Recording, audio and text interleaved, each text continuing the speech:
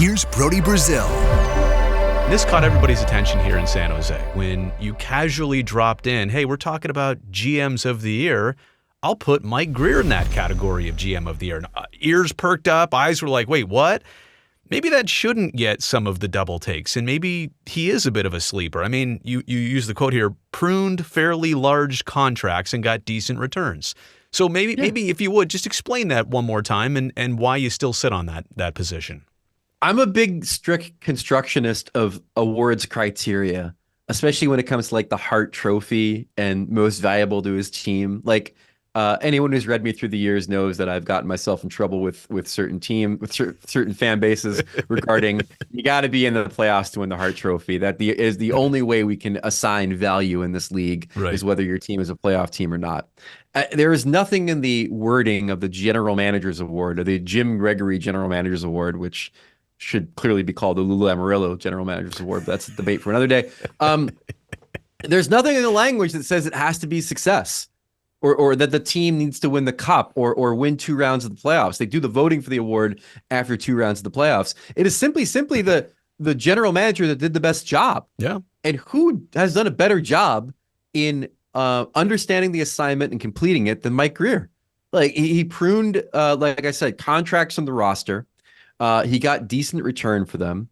And he has helped create a roster with a goal differential that is nearing minus 200. So like, if the assignment is maximize your draft lottery odds, get rid of some of these contracts that are clearly not tenable for the franchise anymore, and transition this team into a fairly deep trench of rebuilding. He's checked all the boxes. He's checked all the boxes. Exactly. Yeah. So now it's not a perfect candidate. Right. I don't like the idea that the 3 salary retention spots for the Sharks are spoken for next season. That's a faux pas. And I certainly think that in some of the trades that he made, the return could have been better. But you do what you can with the contracts that you have on your roster. And I think he did okay for himself. And more importantly, the Sharks will, barring something really weird happening, finish the season with the best odds of drafting Macklin Celebrini, which is really the thing the franchise needs at this point, which is to understand and have the fan base understand what the next thing looks like. Which you say best odds, which means finishing with the league's worst record. Now, that brings me to the next topic here. Sharks fans were kind of in this boat last year as it went down the stretch. They ultimately finished 4th worst record-wise in the NHL. Is it prudent for Sharks fans or any fan base in the league to actually be okay with finishing last or to kind of hope that happens? Because in the end, you still only get, a 25% chance at picking first, in this case, getting Macklin Celebrini? It's not a lot. No, I mean, I understand that thought. And I mean, the NHL has put in anti-tanking measures a lot to make it harder for teams to be as bad as the Sharks are and really maximize their draft potential. But I mean, that's still a 1 in 4 chance of getting a guy that is going to be a franchise player. We had Rachel Dory, an NHL draft expert for ESPN, on our podcast that dropped this week. And she said that, he is going to be a Nathan McKinnon-esque generational scorer, maybe not generational player like McDavid or Bedard, but a guy like McKinnon, like Matthews, that is going to put up incredible numbers in this league. And, you have to maximize your potential of landing that player. And, you do it within the confines of the rules the NHL has created to try to discourage tanking. And you kind of go from there. I'm a pro tank guy. Like, I don't care. Like, if you want to tear down your team and tear down your season in service of trying to draft a player that is going to make you good for the next dozen years, by all means do it. Absolutely. I feel like all of this hand-wringing about, you shouldn't have people root for their team to lose. Well, they're going to lose anyway. Who cares? Get the consolation prize. It's out there. Yeah. Right? I mean, fans aren't stupid. Right. They know the Sharks are not going to be a competitive team. So the idea that you're going to maybe root for them to lose more than they're already going to lose. Right. If it's in service of then turning the corner and making this team and this franchise viable again, then it's all worth it. And at the end of the day, it's a gamble the teams are making that the fans are going to be along for the ride.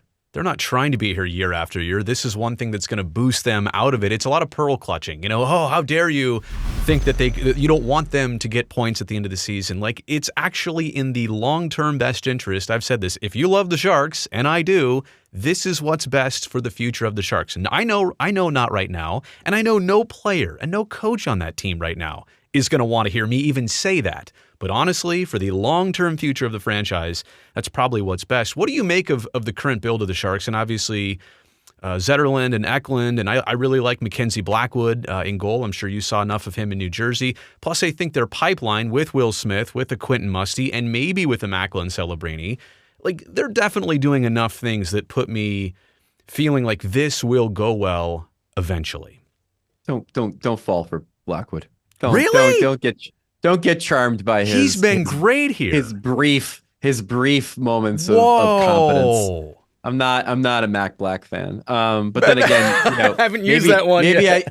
Maybe I should be, based on how terrible the Devils' goaltending was. Come on, are you serious? The guy, I'm not a Blackwood guy. What do you want me to say? I don't know. I watched him play in Jersey for a really long time. Now, granted, every goalie has a different trajectory, and maybe he does figure it out at some point as he gets older.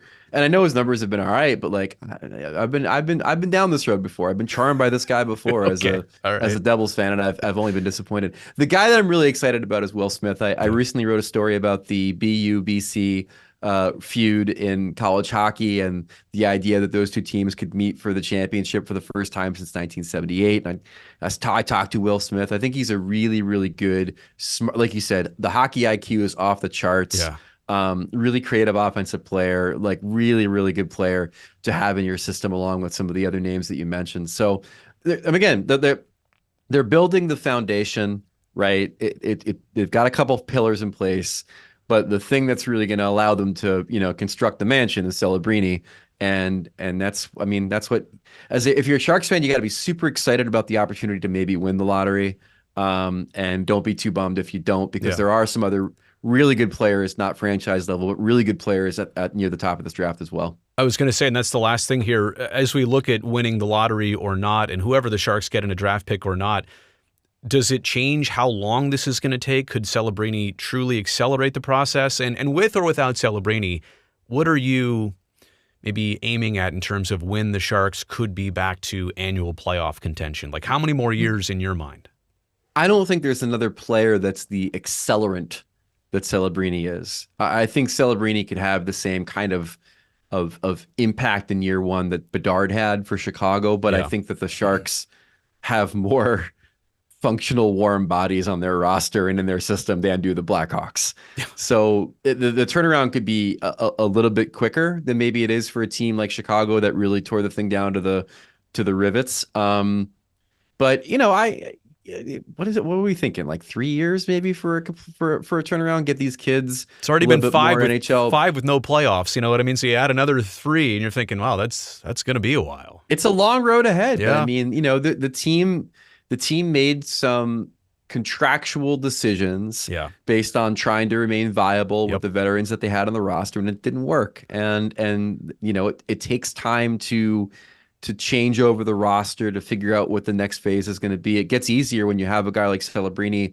at the top of the pyramid. But look, man, I we've talked before. Like I lived in the Bay Area for a couple of years. I lived in Campbell. Shout out Campbell, lovely downtown.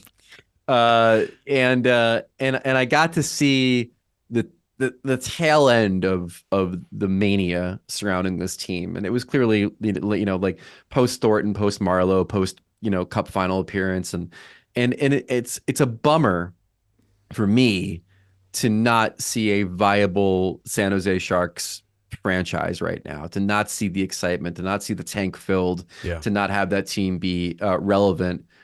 Because it's important for the league, to be honest with you, for that franchise to be relevant. I think they have a very strong, passionate following that can move the needle in the Western Conference in ways that a lot of teams don't. I think their viability within the context of the Battle of California is important. I mean, look at the Ducks and the Sharks and how that whole thing is atrophied because you only have one team that's good right now. Right. Like, it's important for the Sharks to be good, and it's important for that franchise to get good as quickly as possible to re-energize the fans. And hopefully it happens. So hopefully there's some lottery luck for that team, because I think if they get Celebrini, it'll happen sooner than later.